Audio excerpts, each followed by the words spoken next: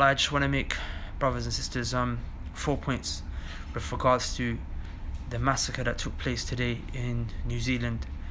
And there's so much wallahi that can be said on this issue.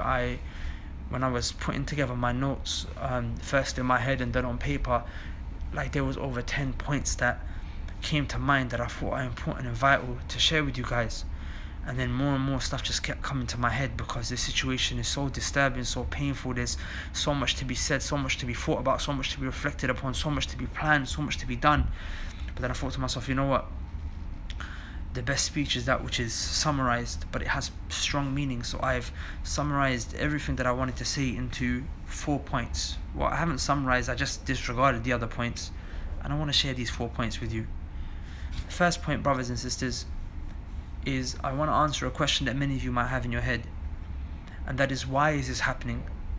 Why is it that Allah subhanahu wa ta'ala would allow for this to happen? What would be the wisdom behind innocent people, innocent Muslims being gunned down inside of the masjid when they went just what? They went to just pray to Allah subhanahu wa ta'ala. They just went to worship Allah subhanahu wa ta'ala. What's the wisdom behind this happening? And there's a very powerful verse in the Quran that mentions the wisdom behind why this might have happened today. And it's actually something that should give a lot of strength to us in terms of faith and iman, and it should actually bring a smile to our face when we hear about the passing of these people in such a beautiful way.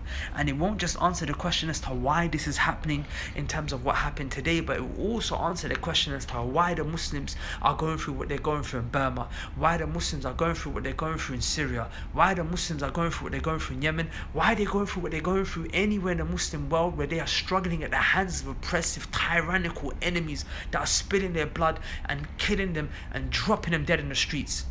The ayah answers the question. Look what Allah said. Allah said, وَتِلْكَ الْأَيَّامُ نُدَاوِلُهَا بَيْنَ النَّاسِ. And Allah subhanahu wa ta'ala said, and like that, the days, the good days and the bad days. Sometimes you have good days, right, where you're winning and you get victory. And sometimes we have bad days where we're losing, we're getting killed, our blood is cheap on the streets. Allah said, like that, we نُدَاوِلُهَا بَيْنَ النَّاسِ. We alternate the days between the people, meaning sometimes we make the Muslims on top, and they're the ones who have victory. And sometimes we make the Muslims low. Sometimes the Muslims are the ones who are getting killed. Sometimes the Muslims are the ones who are losing their life. Sometimes the Muslims are the ones who have been unjustly treated on the streets, being killed innocently, violently. Their rights are being taken away from them. But like, in why? Why is Allah alternating the days like this?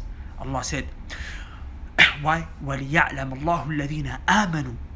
Why? Number one, 2 reasons Allah gives. The first reason is so Allah subhanahu wa ta'ala can find out who really believes. Because it's easy for you to believe and say, you know what, I'm going to go pray Jum'ah in the masjid, and I'm going to worship Allah subhanahu wa ta'ala, and I'm going to go to bed, and I'm going to wear a hijab, when you're not being beaten on the streets for it. When you're not being killed in the streets for going to pray. When you're not being beaten in the streets for wearing a hijab. It's easy to wear a hijab when no one's attacking you because of it. But when everyone's mocking you for it physically, verbally, emotionally, but you're still wearing a hijab, now you prove, Allah, I'm doing it for your sake. Allah, I'm a real believer. You know, when you grow a beard, and everyone's doing it because it's fashion, it's the retro fashion, that's hard. But you know, when you grow a beard, when you're being mocked for it, you're not being given jobs, you're being attacked in the streets, that's when, you know, it's a sign of iman. So this is a test of faith. Listen, it's easy for you to believe and go to the masjid and pray when no one's killing you.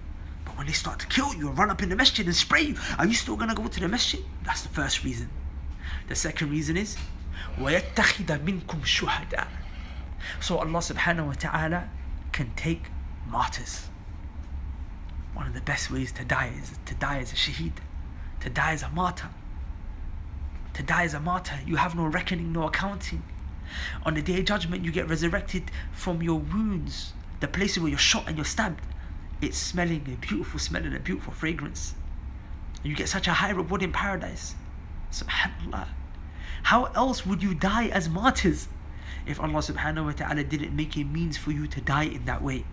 So sometimes Allah will send a tyrannical, oppressive shaitan to come and take your life. But why? Because Allah wants to give you a better life, a greater life, not just a life in Jannah, but a life in Jannah of a martyr. So these are the wisdoms. Wallahi, we don't get upset when ours die, because inshallah ours, when they die as martyrs, they go in paradise. But for the ones who kill ours, what's going to happen to them? Allah subhanahu wa ta'ala said, وَمَن يَقْتُلْ, anyone who kills what? مُؤْمِنًا, a believer, مُتَعَمِّدًا, he does it intentionally.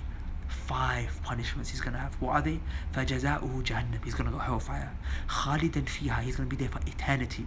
وَغَضِبَ اللَّهُ عَلَيْهِ, Allah is angry with him. وَلَعَنَهُ, Allah's curses upon him.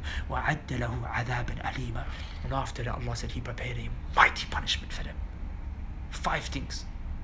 So for the ones who kill the believers, Jahannam, hellfire, eternity, Allah's curse, Allah's anger, and a mighty punishment. For the ones who are dead, martyrdom, inshallah ta'ala. Inshallah, we say inshallah they're going to be shaheed. So how else would they have the chance to have this honorable death if it wasn't for the fact that someone take their life? And what is it about the martyr? The martyr, he will want nothing more once he's been given everything in the next life, except he would want to die again for the sake of Allah, the same way he died. If he could go back and be killed again for the sake of Allah, he'd want to go back and be killed again and again and again and again and again. So wallahi, we're happy at such an honorable death for our brothers and sisters. They died in the Masjid. They died when? They died after Jum'ah, on Jum'ah. They just worshipped Allah. They just worshipped Allah.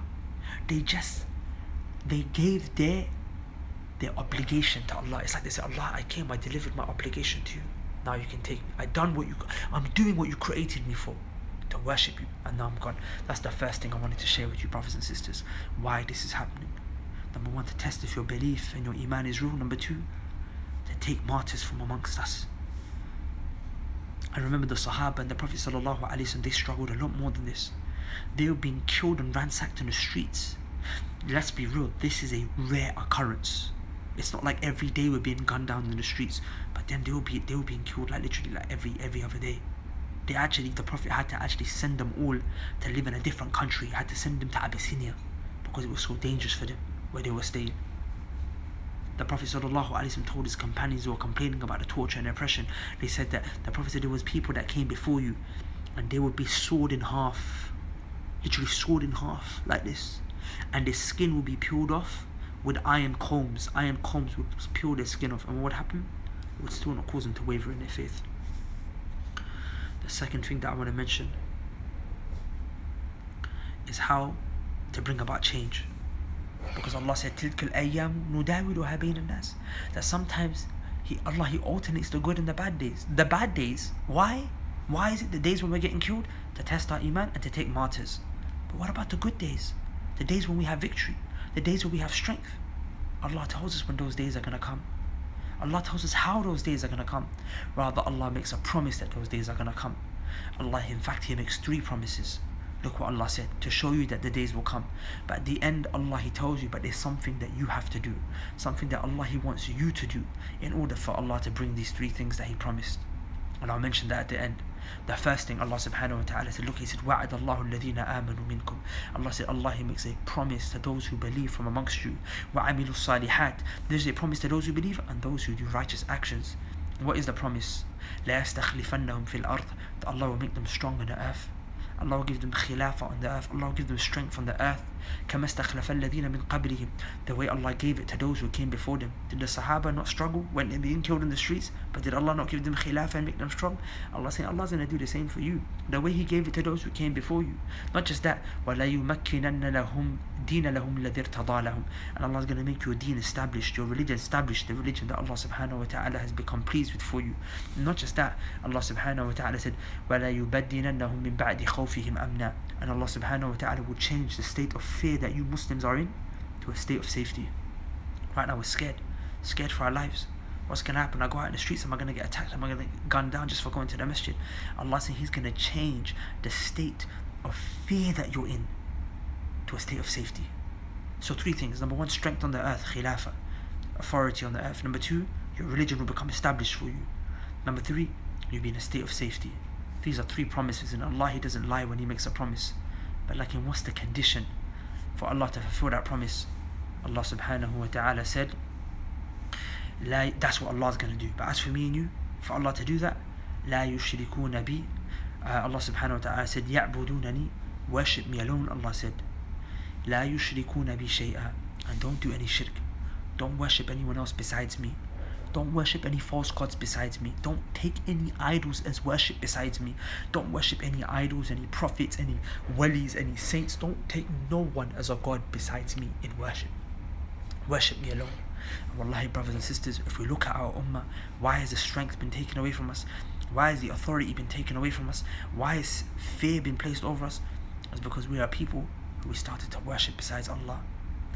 You will struggle to find a Muslim country except in it graves have been erected and worshipped besides Allah, whether it be prophets or saints. Sometimes they bury sinners and they worship those sinners. Sometimes they don't even know they're worshipping donkeys that have been buried, but they tell them this is a saint just to make money from them. So many of us are wearing ta'weez. We think that the ta'weez is going to bring us this little idol, this little medallion, talisman, tamima, hersi, as they say in Somali. This little ta'weez is going to bring us what? It's going to bring us protection. This is shirk, brothers and sisters. This is one of the reasons why the ummah became weak. And the ummah will collectively become strong again when? Is when we come back to tawheed and worshipping Allah alone. That was the second point I wanted to make. The third point I wanted to make, brothers and sisters, and it leads on from the second point, is what do you do right now? What do me and you do? What do the Muslims in New Zealand and Australia and everywhere else in the world, what do we as Muslims do right now? Two things. And Allah mentioned them in one ayah. Ya ayyuha alladhina amanu. O you who believe. O you who believe. Are you a believer? The verse is talking to you, so bring your ear close.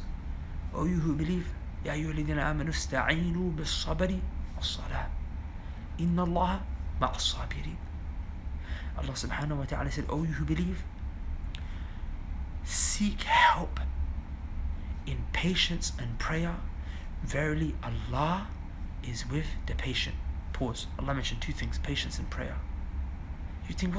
You might say to yourself, what's prayer going to do for me right now? Huh? They're being killed in the streets. Our brothers are being killed. What's prayer going to do? What's salah going to do? What's worship going to do at this time? Wanting to make political statements and protests and go out there and do that, right? That's what you might think. No. Allah is the one who's going to bring that victory and that help. That's why Allah said, seek help in patience and prayer. There's a hadith of the Prophet ﷺ, and this hadith is so relevant to what is happening today. Wallahi, brothers and sisters, pay attention to this hadith. Please pay. If you haven't listened to anything I said up until now, please listen to this hadith. Please listen to this hadith. Hadith Sahih Muslim, Sunan ibn Majah. Imam Tirmidhi narrated it as well. But the Prophet ﷺ said, Al-ibadatu fil haraj. That worshipping Allah subhanahu wa ta'ala in times of bloodshed. Worshipping Allah in times of bloodshed is like what? Kal-hijrati ilay. Is like you leaving off everything that you have. Leaving off your children, your wives, your wealth, your property, your husband. Leaving it off to go and join the Prophet sallallahu alaihi wasallam. To go and do migration, hijrah to the Prophet sallallahu alaihi wasallam. Not just to do any hijrah. We know hijrah is something that's so great that it deletes all your previous sins, as if you just became a new Muslim. But this is greater. This is hijrah to the Prophet himself. The Prophet said, worshipping Allah, al-ibadah fil haraj, worshipping Allah in times of bloodshed, in times of killing and massacre, is like leaving everything, doing hijrah, leaving everything that you have, all your possessions, leave everything, leave your land, your country, and go into the Prophet sallallahu alaihi wasallam, to migrate to him sallallahu alaihi wasallam. This is exactly what worship is. This is the importance and the power of worship. And this is what the solution is that I mentioned in the second point. The solution is worship Allah alone and don't do any shirk. So in this time, worship Him through your salah. Specifically, go to the Masjid. Right now, people are going to be making political statements. Muslims just want to get involved in politics. Bro, forget politics, man. This political stuff is a joke. You think these politicians care? They don't even want to call this terrorism. They don't even want to say this is terrorism. And you're still singing that same old tune, that same old song. Oh, you don't call it terrorism. Look at the double standards. But who gives a damn about the double standards? They're kuffar. We already know what they feel about us. We already know what they feel about us. Why am I begging for Him to recognize me? Allah is waiting for me to turn to Him, so He, who actually has the ability to flip it over in a second, can flip it over in our favor. But we still refuse. And what is it? Hashtag political statements. Right now, if I could give you a practical advice, oh men, if you really are men, yeah, you talk about, oh, I'm angry and this, that and the other and whatnot. Okay, be a man then. Go to the masjid. Spend today in the masjid. They killed your brothers and sisters in the masjid, right? Don't be scared now. Don't be a little wimp, bro. Let me take time out of the masjid, bro. Go to the masjid. Umar ibn Khattab radiyallahu anhu, the man Umar, was killed where? In the masjid. Leading the salah, imam, fajr, front row, stabbed him right there. Do you think that made the Sahaba get phased? No. They didn't stop going to the masjid. Go to the masjid. Worship him. Pray your prayers. Read your sunnah prayers. Read your Quran. Do your dua. Because Allah looks down on people like that. And He says, these are the people that I'm going to honor and raise and elevate, and I'm going to give them victory. Don't get caught up in a hype. Look, the Prophet said, ibadah, worship at the time of bloodshed is like doing hijrah to me, right? Why? Because at the time of bloodshed, no one's thinking about worship. It's all politics. And he said this and she said that. And let's do this and campaign and everyone forgot to worship Allah. So at that time, the worship has got extra special reward. And you want to make a statement? Make the statement in jama'ah. You want to talk about unity? You can't even be united in a prayer. And you want to talk about unity? Brothers and sisters, understand this is a time more than ever for us to be spending more time in the masjid. And if they want to come kill us, let them come kill all of us. We say, Allahumma inna nas'aluka shahada. Oh Allah, we ask you for martyrdom. We ask you for shahada. If they're going to kill us, what better place for them to kill us and drop and spill our blood than the masjid? We love it. Happy with that. Not that I'm saying that, please, there's always idiots out there who want to try and misinterpret and take your stuff out of context. I'm not saying go out there and fight. I'm saying if we go in the masjid and they want to do something, that's what better place for them to do it than in the house of Allah. Worship your Lord. This, Allah said, because of this, Allah will help you. Seek help because of this. The second thing is patience. Patience. Why am I saying patience? Because in Mecca, Allah subhanahu wa ta'ala sent down the verses of patience. When the Muslims were being killed, Allah said, أَعْرِضْ عَنِ الْجَاهِلِينَ. Turn away from the ignorant ones. وَأْمُرْ بِالْعُرْفِ. وَأْعْرِضْ عَنِ الْجَاهِلِينَ. Turn away from the ignorant ones. And in Medina, when the Muslims were being violated, now Allah subhanahu wa ta'ala said, قَاتِلُوهُمْ حَتَّى لَا تَكُونَ فِتْنَةً. Fight them now, until there's no more fitna. So, which verses do we apply? Imam Ibn Taymiyyah rahimahullah ta'ala, in his Sar al-Maslul, he's got a very nice book. He mentioned that for us, when the Muslims are living in a land where they're weak and they don't have no strength, no authority, they don't pick up arms and they don't bear arms and pick up weapons and fight. No. In Medina, they were a country, they were a state, there was an army, there was a leader. But like now, when you're weak, you apply the verses that were sent down in Mecca, the verses of sabr, the verses of patience. You're not more of a man than the Prophet. The Prophet saw some of his Sahaba being killed in the streets, yet he didn't pick up no swords and no weapons to fight. Why? Because he didn't fight for his sake or his personal emotions. He fought when Allah told him. Allah doesn't want you to fight in a situation where you're going to kill innocent people and you're going to create more bloodshed and you're going to bring more harm onto the Muslims. No, that's stupid. That's stupid. They're going to pass more laws and kill more of our people and more of our innocent women and children. Just because you got a little bit trigger happy, angry, you got out in the streets and said, let me murk myself a kafir, let me do X, Y, Z. And what happened? Because of that, legislations and laws were passed. Because of it, men and women, their children were taken away from them. Women had their niqabs ripped from the streets. They were raped. Others were killed because of your selfish actions. Rather be patient. Allah wants to see, can you be patient at this time? Allah's testing you. Remember why? He's taking martyrs from you. And not just is he taking martyrs from you, but what's he doing? He's testing your iman to see if you're real. So that's the two things you could do right now. Worship Allah. And I'm saying specifically, go to the masjids. Right after this, spend the day in the masjid. Pray your 5 daily prayers in the masjid. Pray your 5 daily prayers in the masjid. Sisters, if you don't go to the masjid, no problem. Just pray in your homes. Pray. Dua, fasting. This is the time to do it. Allah helps and honors a nation because of this. And number 2, patience. The final thing I wanted to mention is just an advice that I wanted to give. And the advice is, please man, stop looking at the kuffar for help. they're not going to help you. They don't want to help us. Yeah, there are some people from amongst the kuffar who have a sense of justice, and we appreciate that, and we're not going to say no if they lend us a helping hand. But I don't know, man. I can't find it in myself, as a slave of a Lord who has ability over each and every single little thing, to keep asking the governments and the politicians of the non-Muslims to have empathy, sympathy and pity for me. I can't do that. I don't. Just stop it, man. It sounds so... Ask Allah. Like, if you spend even half that time, that effort asking Allah, wallahi, Allah subhanahu wa ta'ala would have responded a long time ago. These guys, 80,000 of you come and protest in the streets, wallahi, they don't even put it on the news. If 80,000 of you went to the Masjid and prayed, wallahi, Allah would respond. And to show you like what they really like and what they really think of us, look at this statement I came across.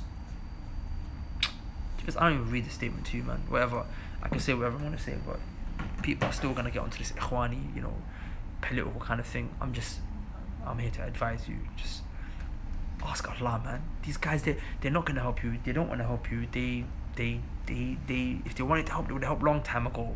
Then they're not going to help you. They're not going to help us.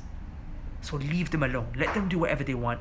I'm not saying politically talk against them or talk in favor for them. I'm saying leave them.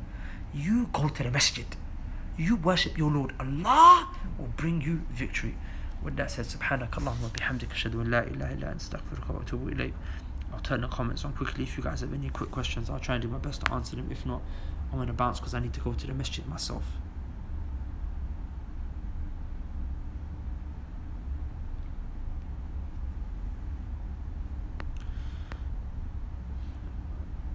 Okay, guys, if there's no, please, appreciate you guys showing love and whatnot. Barakallah feek.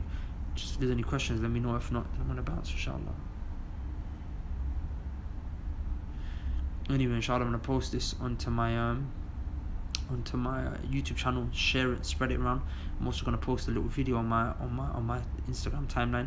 Please just put that around as well, inshallah ta'ala, so people can benefit. Barakallah feek. It doesn't seem like you guys have any questions, so I'm going to dip, inshallah ta'ala. Make loads of dua. Subhanakallahumma bihamdika ashhadu an la ilaha illa ant astaghfiruka wa atubu ilayk. Listen, go to the Masjid. Assalamu alaikum.